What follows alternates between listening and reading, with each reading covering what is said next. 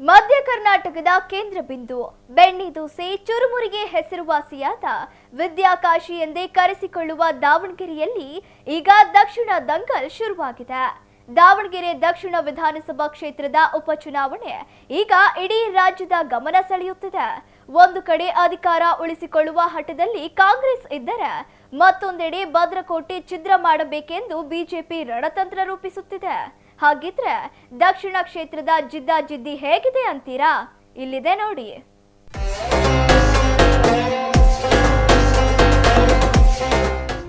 ದಾವಣಗೆರೆ ದಕ್ಷಿಣದಲ್ಲಿ Congress BJP fight.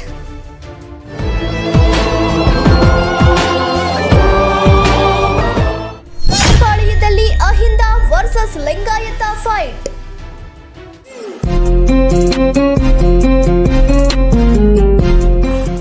ಬಿಜೆಪಿಯಲ್ಲಿ Renu versus Siddeshwar ಬೆಂಬಲಿಗರ ಫೈಟ್.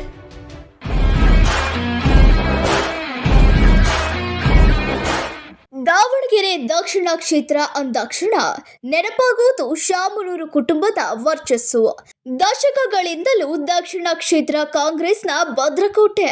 ಆದರೆ ಕಾಲ ಬದಲಾದಂತೆ ರಾಜಕೀಯ ಸಮೀಕರಣಗಳು ಬದಲಾಗಿವೆ. ಈ ಕ್ಷೇತ್ರ ವ್ಯಾಪಾರಸ್ಥರು, ಶ್ರಮಿಕ ವರ್ಗ ಮತ್ತು ವೈವಿಧ್ಯಮಯ ಸಮುದಾಯಗಳ ಮಿಶ್ರಣವನ್ನು ಹೊಂದಿದೆ. ಲಿಂಗಾಯತ, ಮುಸ್ಲಿಂ ಮತ್ತು ಕುರುಬ ಸಮುದಾಯದ ಮತಗಳು ಇಲ್ಲಿ ನಿರ್ಣಾಯಕ. ಹಿಂದೆ ನಡೆದ ಸಾರ್ವತ್ರಿಕ ಚುನಾವಣೆಯಲ್ಲಿ ಕಾಂಗ್ರೆಸ್ ಭರ್ಜರಿ ಜಯ ಸಾಧಿಸಿದ್ದರೂ ಈಗ ಉಪಚುನಾವಣೆಯ ಚಿತ್ರಣವೇ ಬೇರೆಯಾಗಿದೆ.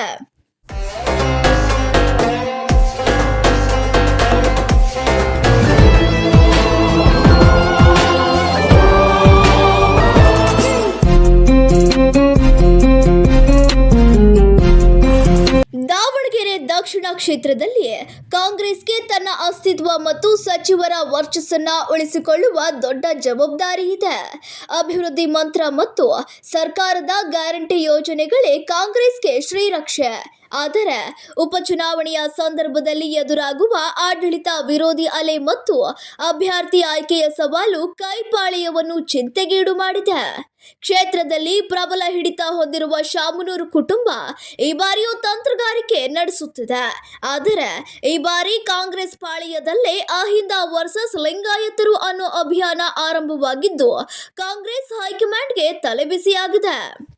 ನಮ್ಮಲ್ಲಿ ಈ ಸರ್ತಿ 30 ವರ್ಷ ಆದಮೇಲೆ ಈ ಸರ್ತಿ ನಾವು ಯಾಕೆ ಇದು ಇಲ್ಲಿ ಮೀಟಿಂಗ್ ಮಾಡಕತ್ತೀವಿ ಅಂತ ಹೇಳಿದರೆ, ನಮಗೆ ಈ ಒಂದು ಭಾಗದಲ್ಲಿ 80-85% ಅಹಿಂದ ವರ್ಗದವರು ಇರೋದ್ರಿಂದ ಅಹಿಂದ ವರ್ಗದವರಿಗೆ ಈ ಸರ್ತಿ ಟಿಕೆಟ್ ಕೊಟ್ಟು ಸಹಕರಿಸ್ರಿ ಅಂತ KPCC ಮತ್ತು ACC ಮೇಲೆ ಒತ್ತಡ ಹಾಕೋಕ್ಕೋಸ್ಕರ ಇವತ್ತು ನಾವಿಲ್ಲಿ ಸಭೆಯನ್ನು ಮಾಡ್ತಾಯಿದ್ದೀವಿ. ಇಲ್ಲ, ನಾವು ಫಸ್ಟ್ ನಾವೆಲ್ಲ ಕೂತ್ಕೊಂಡು ಮಾತಾಡಿದ್ದೀವಿ ವಿಚಾರದಾಗೆ. ನೀವು ಜಾಸ್ತಿ ಇದ್ದೀರಿ, ನೀವು ಕೇಳಿ, ಆಕಸ್ಮಿಕವಾಗಿ ಏನಾರ ಒಂದು ಇದು ಬಂದಾಗ ನೀವು ನಮಗೆ ಕೊಡಿಸಿ ಅಂತೇಳಿ ನಾವು ಯಾರಿಗೆ ಕೊಟ್ಟರು, ಅಹಿಂದ ವರ್ಗದವರಿಗೆ ಯಾರಿಗೆ ಕೊಟ್ಟರು ಟಿಕೆಟ್ ನಾವು ಕೆಲಸ ಮಾಡಿ ಗೆಲ್ಲಿಸ್ತೀವಿ. ಅಲ್ಪಸಂಖ್ಯಾತರಿಗೆ ದಾವಣಗೆರೆ ಸೌತ್ನಿಂದ ಯಾವಾಗೂ ಟಿಕೆಟ್ ಕೊಡಲಿಲ್ಲ. ಜಿಲ್ಲೆಯಲ್ಲಿನೂ ನಮ್ಮ ಚನ್ನಗಿರಿಯಲ್ಲಿ ಯಾರು ಮೊಹಿಬುಲ್ಲಾ ಖಾನ್ ಅಂತ ಒಬ್ರಿಗೆ ಕೊಟ್ಟಿದ್ದರು. ಅದು ಏನವೆಲ್ಲ ಆಗಂಗಿಲ್ಲದ ಕೆಲಸಗಳು. ಇಲ್ಲಿ ಇಷ್ಟು ಓಟ್ಗಳು ಇದ್ದೇ ನಮಗೆ ಇಲ್ಲಿ ಅಷ್ಟು ಎಲ್ಲ ಅಹಿಂದದವರು ಜೊತೆ ಕೊಳ್ಳಿಲ್ಲ ಅಂದರೆ ಕಷ್ಟ ಇದೆ. ಅಲ್ಲಿ ಎಲ್ಲ ಗೆಲ್ಲಕ್ಕೆ ಆಗಂಗಿಲ್ಲ. ಅವೆಲ್ಲ ಕೋಟಾ ಫಿಲಪ್ ಸಿಸ್ಟಮ್ ಇರ್ತವೆ. ಭಾಳ ಮುಖ್ಯವಾಗಿ ಈ ವಿಷಯವನ್ನು ನಾವು ಇವತ್ತಿನ ದಿವಸ ಇಡೀ ಸಮಾಜದವರು ಮತ್ತು ಯುವಕರು ಮತ್ತು ಮುಖ್ಯವಾಗಿ ನಮ್ಮ ಮಸೀದಿಯ ಮುತ್ತುಳ್ಳಿಗಳು ಕಾರ್ಯದರ್ಶಿಗಳ ಮೇಲೆ ಜವಾಬ್ದಾರಿ ಭಾಳ ಇದೆ. ಮೊದಲಿಂದಲೂ ಸಹ ಮರ್ಕಜ್ ಬಂದ್ ಮಸೀದ್ ಬಂದ್ ಅಂತ ಹೇಳಿ ಮಾಡಿ ಆ ಮೊಲ್ಲವಾರು ಮನೆಗೆ ಹೋಗಿ ಏನು ಮತದಾರರ ಪಟ್ಟಿಯಲ್ಲಿ ನಮ್ಮ ಹೆಸರು ಇಲ್ಲಲ್ಲ ಅಂತ ಹೇಳಿ ನಾವು ಇವತ್ತಿನ ದಿವಸ ನೋಡ್ಕೋಬೇಕು. ಯಾಕಂತ ಹೇಳಿದ್ರೆ ಈ ಭಾಳ 2002ರ ನಂತರ ಭಾಳ ಹೆಸರುಗಳು ಡಿಲೀಟ್ ಆಗಿದ್ದಾವೆ. ಕೆಲವು ಡಾಕ್ಯುಮೆಂಟ್ಸ್ಗಳು ನಾವು ಸಿದ್ಧತೆ ಪಡಿಸ್ಕೋಬೇಕು. ಇವೆಲ್ಲ ಭಾಳ ಮುಖ್ಯವಾಗಿ ನಾವು ಇವತ್ತಿನ ದಿವಸ ಎಲ್ಲರೂ ಜವಾಬ್ದಾರಿ ತಗೊಂಡು ಕೆಲಸ ಮಾಡಬೇಕು. ಈ ಇನ್ನೊಂದೆಡೆ ಬಿಜೆಪಿ ಈ ಬಾರಿ ಡೂ ಆರ್ ಡೈ ಎನ್ನುವಂತೆ ಫೀಲ್ಡ್ಗೆ ಇಳಿಯಲಿದೆ. 2023ರ ಸಾರ್ವತ್ರಿಕ ಚುನಾವಣೆಯ ಪರಾಜಿತ ಅಭ್ಯರ್ಥಿ ಬಿಜಿ ಅಜಯ್ ಕುಮಾರ್ ಪರ ಈಗಾಗಲೇ ಮಾಜಿ ಸಚಿವ ಎಂಪಿ ರೇಣುಕಾಚಾರ್ಯ ಬ್ಯಾಟಿಂಗ್ ಶುರು ಮಾಡಿದ್ದಾರೆ. ಇತ್ತ ಮಾಜಿ ಸಂಸದ ಜಿಎಂ ಸಿದ್ದೇಶ್ವರ್ ಬಣದ ಪರಾಜಿತ ಅಭ್ಯರ್ಥಿಗಳು ಹಾಗೂ ಆಕಾಂಕ್ಷಿತರು ಟಿಕೆಟ್ಗಾಗಿ ಲಾಬಿ ಶುರು ಮಾಡಿದ್ದಾರೆ. ಇತ್ತ ಬಿಜೆಪಿ ರಾಜ್ಯಾಧ್ಯಕ್ಷ ಬಿವೈ ವಿಜಯೇಂದ್ರಗೆ ದಾವಣಗೆರೆ ಜಿಲ್ಲೆಯಲ್ಲಿ ತನ್ನ ಶಕ್ತಿ ಪ್ರದರ್ಶಿಸಲು ಈ ಉಪಚುನಾವಣೆ ಅಗ್ನಿ ಪರೀಕ್ಷೆಯಾಗಿದೆ. 140 ಸ್ಥಾನಗಳನ್ನು ಗೆಲ್ಲುವ ಗುರಿ ಹೊಂದಿರುವ ಬಿಜೆಪಿಗೆ ಈ ಉಪಚುನಾವಣೆ ದಿಕ್ಸೂಚಿಯಾಗಬೇಕಿದೆ. ಆದರೆ ಬಿಜೆಪಿಯಲ್ಲಿನ ಟಿಕೆಟ್ ಆಕಾಂಕ್ಷಿಗಳ ಪಟ್ಟಿ ಮತ್ತು ಮುಖಂಡರ ನಡುವಿನ ಸಮನ್ವಯದ ಕೊರತೆ ಕೇಸರಿ ಪಡೆಗೆ ತಲೆನೋವಾಗಿದೆ. ಹಿಂದೂ ಮತಗಳ ಧ್ರುವೀಕರಣ ಮತ್ತು ಯುವ ಮತದಾರರನ್ನು ಸೆಳೆಯಲು ಬಿಜೆಪಿ ಹರಸಾಹಸ ಪಡುತ್ತಿದೆ. ನಾನು ಒಂದೇ ಮಾತು ಹೇಳಿದೆ, ಬಿಜೆಪಿ ಗೆಲ್ಲಿ ಅಂತ ಕೇಳಿದ್ದೀವಿ. ನಾವೇನು ಹೇಳಿದ್ದೀವಿ, ವಿಜಯೇಂದ್ರ ಅವರ ಸಾರಥ್ಯದಲ್ಲಿ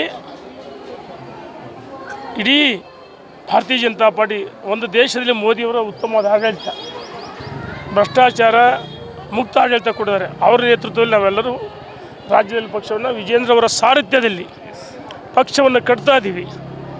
ಮತ್ತು ವಿಶೇಷವಾಗಿ ದಾವಣಗೆರೆ ದಕ್ಷಿಣ ಮತ್ತು ಬಾಗಲಕೋಟೆ 2 ಉಪಚುನಾವಣೆ ಬರುತ್ತೆ. ನಾನು ಅದಕ್ಕೋಸ್ಕರ ಹೇಳಿದ್ದು, ವಿಜಯೇಂದ್ರ ಅವರ ಸಾರಥ್ಯದಲ್ಲಿ ಭರ್ಜರಿ ಜಯಬೇರಿ ಗಳಿಸಿ ನಮ್ಮ ಅಭ್ಯರ್ಥಿಗಳು ಹೆಚ್ಚಿನ ಬಹುಮತ ಗೆಲ್ಲಬೇಕು. ಕಾಂಗ್ರೆಸ್ ಬೆಳವಣಿಗೆ ಅವರ ಆಂತರಿಕ ಅವ್ರದ್ದು. ಈಗಾಗಲೇ 20 ವರ್ಷಗಳ ಆಡಳಿತ ಏನು ದುರಾಡಳಿತ ಇದೆ ಅದನ್ನು ಅಂತ್ಯಗೊಳಿಸಬೇಕು ಅಂತೇಳಿ ದಾವಣಗೆರೆ ದಕ್ಷಿಣ ಜನತೆ ಈ ಬಾರಿ ತೀರ್ಮಾನ ಮಾಡಿದರೆ. ಅದರ ಪ್ರಕಾರ ಭಾರತೀಯ ಜನತಾ ಪಾರ್ಟಿ ದಾವಣಗೆರೆ ದಕ್ಷಿಣ ಕ್ಷೇತ್ರದಲ್ಲಿ ಕಮಲ ಅರಳೋದ್ರಲ್ಲಿ ಅನುಮಾನ ಇಲ್ಲ. ಅಹಿಂದ ಮತಗಳಿದೆ. ಒಟ್ಟಾರೆ ಇವತ್ತು ನಾವು ಹೋಗ್ತಕ್ಕಂಥದ್ದೇನು ಅಂದರೆ, ಕೆಲಸ ಮಾಡಿದ್ದೀವಿ. ಭಾರತೀಯ ಜನತಾ ಪಾರ್ಟಿ ಕೆಲಸಕ್ಕೆ ತಾವು ಇವತ್ತು ಒಂದು ಸರಿನೂ ಅವಕಾಶ ಕೊಟ್ಟಿಲ್ಲ. ಈ ಸರಿ ಗೆಲ್ಲಿಸ್ರಿ, ತಮಗೆ ಮುಂದೆ ಅವಕಾಶ ಇರುತ್ತೆ. ಕೆಲಸ ಮಾಡಲಿಲ್ಲ ಅಂದರೆ ಏನು ಮಾಡಬೇಕು ಅನ್ನೋದು ಪ್ರಜಾಪ್ರಭುತ್ವ ವ್ಯವಸ್ಥೆಯಲ್ಲಿ ಯಾವುದು ಕೆಲಸ ಮಾಡಿಲ್ಲ ಅದನ್ನು ತೆಗೆಯುವಂಥ ಉದ್ದೇಶ ಇರ್ತಕ್ಕಂಥ ಶಕ್ತಿ ಇರ್ತಕ್ಕಂಥದ್ದು ಮತದಾರರಿಗಷ್ಟೇ. ದಕ್ಷಿಣದಾಗೆ ನಾವೆಲ್ಲರೂ ಕೇಳಿದ್ದೇವೆ ಟಿಕೆಟ್. ನಾವು ಕೇಳಿದ್ದೀವಿ, ಅಜಯ್ ಕುಮಾರ್ ಕೇಳಿದ್ದಾರೆ, ರಾಜನಹಳ್ಳಿ ಶಿವಕುಮಾರ್ ಕೇಳಿದ್ದಾರೆ, ಶ್ರೀನಿವಾಸ್ ದಾಸ್ಕರಿಯಪ್ಪನವ್ರು ಕೇಳಿದ್ದಾರೆ, ಅದೇ ರೀತಿ ದೇವ್ರಮನಿ ಶಿವಕುಮಾರು ಸಹ ಕೇಳಿದ್ದಾರೆ. ನಮ್ಮ ಪಕ್ಷ ಮತ್ತು ನಮ್ಮ ಹೈಕಮಾಂಡು, ನಮ್ಮ ರಾಷ್ಟ್ರೀಯ ನಾಯಕರು ಯಾರಿಗೆ ಅಭ್ಯರ್ಥಿ ಅಂತ ಘೋಷಣೆ ಮಾಡುತ್ತೋ ನಾವು 5 ಜನದೊಳಗೆ ಯಾರಾದರೂ ಒಬ್ಬರಿಗೆ ತಾನೇ ಕೊಡೋದು. ಇನ್ನು ಉಳಿದಂಥ 4 ಜನ ನಾವು ಕಟಿಬದ್ಧವಾಗಿ ಈ ಬಾರಿ ದಾವಣಗೆರೆ ದಕ್ಷಿಣ ಕ್ಷೇತ್ರದಲ್ಲಿ ಕಮಲ ಅರಳಿ ಸಪೋರ್ಟ್ ಮಾಡ್ತೀವಿ. ಸೊ ಈಗ ನನಗೆ ಪರ್ಸನಲಿ ಬಂದಾಗ ನಾನು ಆಕಾಂಕ್ಷಿ ಅಲ್ಲ. ಈ ಕ್ಷೇತ್ರದಲ್ಲಿ ನಾನು ಆಕಾಂಕ್ಷಿ ಅಲ್ಲ. ನಾನು ಯಾರ ಹತ್ರನೂ ಹೋಗಿ ಟಿಕೆಟ್ ಕೇಳಿಲ್ಲ. ಟಿಕೆಟಿಗೆ ನಾನು ಎಲ್ಲೂ ಕೂಡ ಪ್ರಯತ್ನ ಮಾಡಿಲ್ಲ. ಯಾವುದೇ ಲೀಡ್ರನ್ನೂ ಕೂಡ ಭೇಟಿ ಮಾಡಿಲ್ಲ. ಬಟ್ ಜನಗಳ ಅಪೇಕ್ಷೆ ಇದೆ ನಾನು ನಿಲ್ಲಿ ಅಂತಂದ್ಬಿಟ್ಟು. ಅದು ಪಕ್ಷಗಳಿಗೆ ಬಿಟ್ಟ ವಿಚಾರ. ಅದು ಕಾಂಗ್ರೆಸ್ ಪಕ್ಷ ಇರ್ಬೋದು, BJP, ಇದನ್ನು ಓಪನ್ ಆಗಿ ಹೇಳ್ತಾ ಇದ್ದೀನಿ ನಾನು. ಈಗ ಇದರಲ್ಲಿ ಪೊಲಿಟಿಕಲಿ ಕರೆಕ್ಟ್ ಲ್ಯಾಂಗ್ವೇಜ್ ಇಲ್ಲ ಇಲ್ಲಿ. ಯಾಕೆ ಅಂತಂದರೆ ಇವಾಗ ನಾನು ನ್ಯೂಟ್ರಲ್ ಆಗಿರೋವಂಥದ್ದು. ನಮಗೆ ಬೇಕಾಗಿರೋದು ರಾಜಕೀಯ ಅಧಿಕಾರ. ಕ್ಷೇತ್ರ ಅಭಿವೃದ್ಧಿ ಮಾಡೋದಕ್ಕೆ ಬೇಕಾಗಿರೋವಂಥದ್ದು ರಾಜಕೀಯ ಅಧಿಕಾರ. ಸೊ ಅವರಿಗೆ ನಾನು ಸೂಕ್ತ ಅಭ್ಯರ್ಥಿ ಅಂತ ಅನ್ನಿಸ್ಬಿಟ್ಟು ಟಿಕೆಟ್ ಕೊಡ್ತಾರೆ ಅನ್ನೋದಾದರೆ ಖಂಡಿತವಾಗಿಯೂ ನಾನು ಮೆಂಟಲಿ ಎವ್ರಿ ವೇನಲ್ಲಿ ನಾವು ರೆಡಿ ಇದ್ದೀವಿ ಯಾವಾಗಲೂ ಮಾಡಬೇಕಂತ. ದಕ್ಷಿಣ ಕ್ಷೇತ್ರದಲ್ಲಿ ರಸ್ತೆ, ಕುಡಿಯುವ ನೀರು ಮತ್ತು ಒಳಚರಂಡಿಯಂತಹ ಮೂಲಭೂತ ಸೌಕರ್ಯಗಳೇ ಮುಖ್ಯ ವಿಷಯಗಳಾಗಿವೆ. ಇದರ ಜೊತೆಗೆ ಜಾತಿ ಸಮೀಕರಣ ಇಲ್ಲಿ ದೊಡ್ಡ ಪಾತ್ರ ವಹಿಸುತ್ತದೆ. ಲಿಂಗಾಯತ ಮತಗಳು ಯಾರ ಕಡೆ ವಾಲುತ್ತವೆ, ಅಲ್ಪಸಂಖ್ಯಾತ ಮತದಾರರು ಯಾರಿಗೆ ಬೆಂಬಲ ನೀಡುತ್ತಾರೆ ಮತ್ತು ತಟಸ್ಥ ಮತದಾರರ ಒಲವು ಯಾರ ಕಡೆಗಿದೆ ಎನ್ನುವುದರ ಮೇಲೆ ಅಭ್ಯರ್ಥಿಯ ಭವಿಷ್ಯ ನಿರ್ಧಾರವಾಗಲಿದೆ. ಹಿರಿಯ ನಾಯಕರ ಅನುಭವ ಮತ್ತು ಯುವ ನಾಯಕರ ಉತ್ಸಾಹದ ನಡುವಿನ ಜಿದ್ದಾಜಿದ್ದಿಗೆ ದಕ್ಷಿಣ ಕ್ಷೇತ್ರ ಸಜ್ಜಾಗಿದೆ. ನಾನು ನೋಡಿದೆ ಮಾಧ್ಯಮದಲ್ಲಿ ಶಾಮನೂರು ಶಿವಶಂಕರಪ್ಪಾಜಿ ಅವರು ನಾನಿರೋವರೆಗೆ ನನಗೆ ಆಶೀರ್ವಾದ ಮಾಡಿ ಅದಾದಮೇಲೆ ಮುಸ್ಲಿಂ ಸಮುದಾಯಕ್ಕೆ ಕೊಡಬೇಕು ಅನ್ನೋದನ್ನು ಹೇಳಿದ್ದಾರೆ ಅನ್ನೋದು ಮಾಧ್ಯಮದಲ್ಲಿ ನೋಡಿದೆ. ಆದರೆ ಈಗಿನ ಕಾಲದಲ್ಲಿ ನುಡಿದಂತೆ ನಡ್ಕೊಳ್ಳೋರು ಯಾರಿದ್ದಾರೆ? ಗ್ರಾಮ ಪಂಚಾಯತಿ ಮೆಂಬರ್ ಏನಿಲ್ಲಲ್ಲ ಕುರ್ಚಿಗೋಸ್ಕರ. ಹಂಗಾಗಿ ನುಡಿದಂತೆ ನಡೆಯೋರು ಯಾರಿದ್ದಾರೆ ಈ ಕಾಲದಲ್ಲಿ? ಹಂಗಾಗಿ ಅಪ್ರಸ್ತುತ ಅನಿಸುತ್ತೆ. ಸರಿ ಇದೆ, ನಾನು ಭಾಳ ಸರಿ ಪರಿಶೀಲನೆ ಮಾಡಿದೆ. ನಾನು ಹೇಳಿಕೆ ಕೊಟ್ಟೆ, ಅವ್ರ ಕುಟುಂಬದ ಪರವಾಗಿ ಹೇಳಿಕೆ ಕೊಟ್ಟೆ. ಆದರೆ ಈಗಾಗಲೇ ಅವ್ರ ಮನೇಲಿ ಒಬ್ಬರು ಮಂತ್ರಿನೂ ಶಾಸಕರು ಸಂಸದರಿಂದ ಒಂದು ಅಲ್ಪಸಂಖ್ಯಾತರಿಗೆ ಕೊಡೋದು ಉತ್ತಮ. ಯಾಕೆಂದರೆ ಈಗ ನಾವು ಶಿಗ್ಗಾವಲ್ಲಿ ಗೆದ್ದು ಬಂದಿದ್ದೀವಿ, ಅಲ್ಪಸಂಖ್ಯಾತರು ಒಂದು ಕ್ಯಾಂಡಿಡೇಟ್ ಕೊಟ್ಟು. ಸುಮಾರು ಎಲ್ಲ ಕಾನ್ಸ್ಟಿಟ್ಯೂನ್ಸಿಯಲ್ಲಿ ಒಂದು ಸೈಡ್ ನಮಗೆ ವೋಟರ್ಸು. ಹಾಗಾಗಿ ಅಲ್ಪಸಂಖ್ಯಾತರು ಕೊಡಲಿ, ನಾವು ಬೆಂಬಲನೂ ಕೊಡ್ತೀವಿ, ಹಣಕಾಸಿನ ನೆರವೇನು ಕೊಡ್ತೀವಿ. ಇಲ್ಲಪ್ಪ, ಸದ್ಯಕ್ಕೆ ನಾವು ಯಾರು ಏನು ಡಿಸೈಡ್ ಮಾಡಿಲ್ಲ, ಅದ್ರ ಬಗ್ಗೆ ಯೋಚನೆ ಮಾಡಿಲ್ಲ. ಏನು ಮಾತಾಡಿಲ್ಲಪ್ಪ. ನಮ್ಮ ದಕ್ಷಿಣ ಕ್ಷೇತ್ರ ಅಪ್ಪಾಜಿಯವರ ಕ್ಷೇತ್ರ ಸತತವಾಗಿ 6 ಬಾರಿ ಗೆದ್ದಿದ್ದಾರೆ. ದಾವಣಗೆರೆಯಲ್ಲಿ MLA ಆಗಿ ಒಳ್ಳೊಳ್ಳೆ ಕಾರ್ಯಗಳನ್ನು ಮಾಡಿದ್ದಾರೆ. ಇಡೀ ಕ್ಷೇತ್ರದಲ್ಲಿ ಸಿಮೆಂಟ್ ರೋಡು ಎಲ್ಲಿಲ್ಲ ಅಂತ ಹುಡುಕಬೇಕಾಗಿದೆ. ಸೊ ಅಷ್ಟು ಒಳ್ಳೆ ಅಭಿವೃದ್ಧಿ ಕಾಮಗಾರಿಗಳಾಗಿದ್ದಾವೆ. ಸೊ ನೆಕ್ಸ್ಟ್ ನಮ್ಮ ಕಾಂಗ್ರೆಸ್ ಪಕ್ಷಕ್ಕೆ ಇರೋ ಚಾಲೆಂಜ್ ಏನು ಅಂದರೆ, ದಕ್ಷಿಣದಲ್ಲಿ ಯಾರೇ ಕ್ಯಾಂಡಿಡೇಟ್ ಆದರೂ ಅವರನ್ನು ಗೆಲ್ಲಿಸಬೇಕು ಅನ್ನೋದು. ಸೊ ನಮ್ಮದು ಈಗ KPCC AICCಯಿಂದ ಯಾರು ಕ್ಯಾಂಡಿಡೇಟು ಅಂತ ಅವ್ರು ಕೇಳಿದಾಗ ಇಲ್ಲಿರುವಂತಹ ಲೀಡರ್ಸು ಎಲ್ಲರೂ ಕೂಡ ಅವ್ರವ್ರ ಒಪಿನಿಯನ್ ಕೊಡ್ತಾರೆ. ಹೌದ್ರಾ?